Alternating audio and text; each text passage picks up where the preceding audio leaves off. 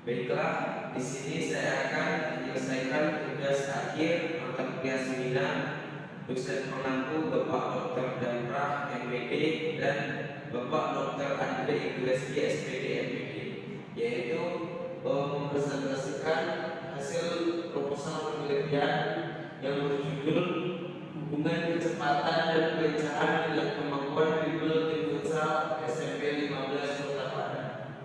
Baik, tanpa memperpanjang kalimat, materi yang pertama yaitu pada bab 1. Bab 1 terdiri dari latar belakang, identifikasi masalah, batasan masalah, perumusan masalah, tujuan masalah, dan manfaat penelitian. Untuk selanjutnya, bab 2 terdiri dari yang pertama yaitu kajian teori, kerangka konseptual, dan hipotesis penelitian. Selanjutnya pada bab 3 terdiri dari yang pertama yaitu jenis penelitian, tempat dan waktu penelitian, populasi dan sampel, jenis dan sumber data, definisi operasional, pengembangan instrumen, teknik pengumpulan, dan teknik analisis data. Baik, yang pertama yaitu bab 1 latar belakang. Teknik dasar merupakan fondasi bagi seseorang untuk bermain futsal. Pengertian teknik dasar itu sendiri yaitu semua kegiatan atau gerakan yang mendasar sehingga seseorang sudah dapat bermain futsal dengan benar. Dalam permainan futsal terdapatnya beberapa teknik dasar yang harus dikuasai oleh pemain. Di antaranya yaitu menggiring bola atau dribbling, mengumpan bola atau passing, dan stopping bola, menyundul bola, mendang bola ke gawang atau shooting. Berdasarkan hasil pengamatan yang telah dilakukan terhadap pemain tim futsal SMPN 15 Kota Padang, terlihat pemain belum menguasai teknik dasar futsal, terutama saat dribbling bola. Selain itu, penulis juga melihat pemain belum mampu mengubah arah posisi tubuhnya secara cepat dan tepat. Mungkin ini kurangnya koordinasi gerak pemain. Selain itu, penulis juga melihat pemain belum mampu mengubah arah posisi tubuhnya secara cepat dan tepat. Mungkin ini kurangnya koordinasi, masih kurangnya kelincahan dan kecepatan pemain dalam bermain futsal. Terlihat pada saat pemain menggiring bola dalam kondisi lari, pemain terlihat kaku dan gerakannya mudah diprediksi oleh lawan. Terlihat beberapa pemain kesulitan dalam mengontrol bola agar tidak terlepas saat dribble. Dan selanjutnya identifikasi masalah.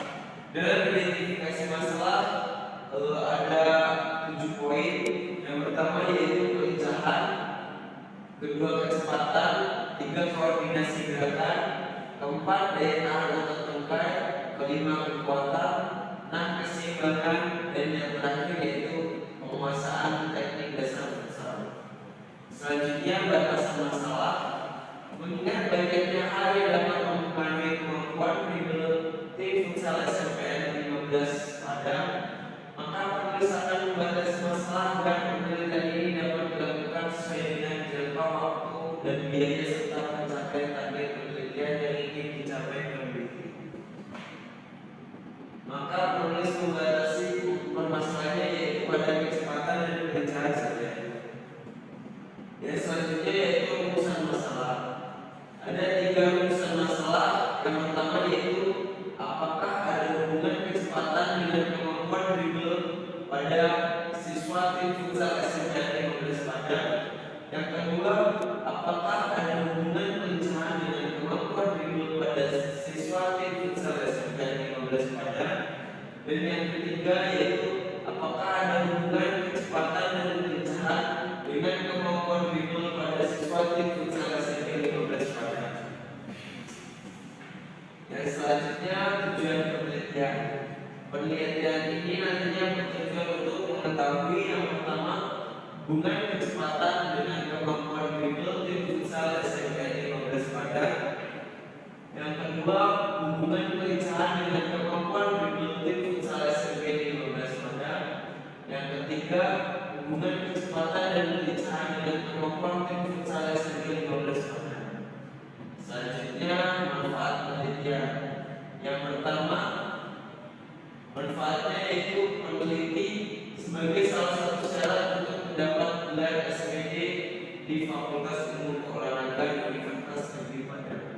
Yang kedua, pelatih sebagai bahan masukan bahwa kecepatan dan kelincahan sangat berhubungan dengan kemampuan dribble dalam bermain futsal.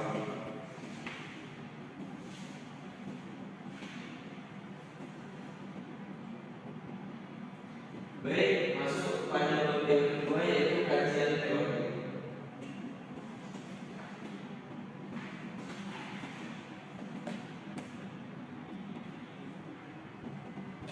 Dalam kajian teori yang pertama yaitu pengertian futsal.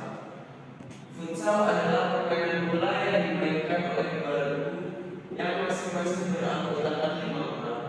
Tujuannya adalah memasukkan bola ke gawang lawan dengan menggerakkan bola menggunakan kaki.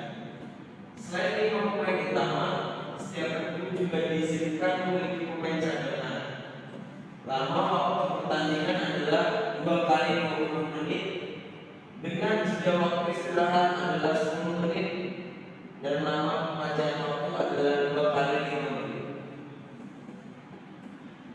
Yang kedua, dribble atau teknik dasar mengirim bola adalah suatu cara untuk bisa melewati pemain lawan dan bertujuan untuk mencetak angka atau masukkan bola ke gawang lawan. Selain itu, yang akan dibahas yaitu kondisi, peraturan, kecepatan, dan kelincahan.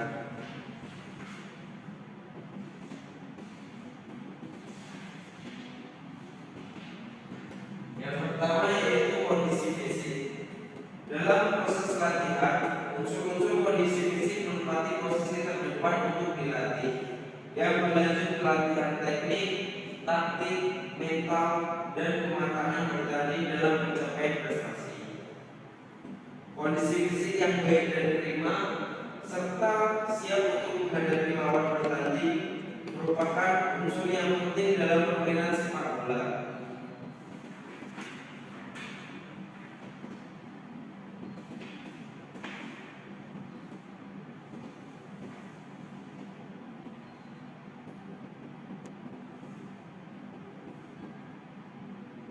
Komponen kondisi fisik selanjutnya yaitu kecepatan atau speed. Kecepatan memiliki peran yang tidak kalah pentingnya dalam komponen kondisi fisik lainnya. Misalnya dalam memainkan umpan pendek, umpan terobosan, dan mengantisipasi lawan dalam melakukan serangan balik. Dan selanjutnya yaitu peraturan. Menurut John B. Tenham, aturan permainan futsal berbeda dengan aturan sepak bola di lapangan besar atau lapangan rumput. Mulai dari ukuran lapangan dan bola, jumlah pemain, hingga sistem pertandingan. Berikut ini lapangan permainan futsal yang mengacu pada peraturan FIFA 2006.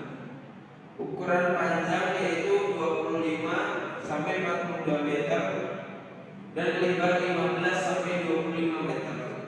Garis batas, garis lebar 8 cm, yakni garis tengah di sisi, garis gawang di ujung-ujungnya. Lingkaran tengah berdiameter 6 meter dan daerah penalti busur berukuran 6 meter dari setiap pos. Garis penalti 6 meter dari titik tengah garis gawang. Selanjutnya yaitu peraturan tentang bola. Ukuran nomor 4, keliling 62 sampai 64 cm, berat antara 390 sampai 430 gram. Lambungan 55 sampai 62 cm pada aturan pertama. Selanjutnya yaitu kerangka konseptual. Dalam kerangka ini dibagi menjadi 3, yaitu yang pertama kecepatan, kelincahan, dan dribble.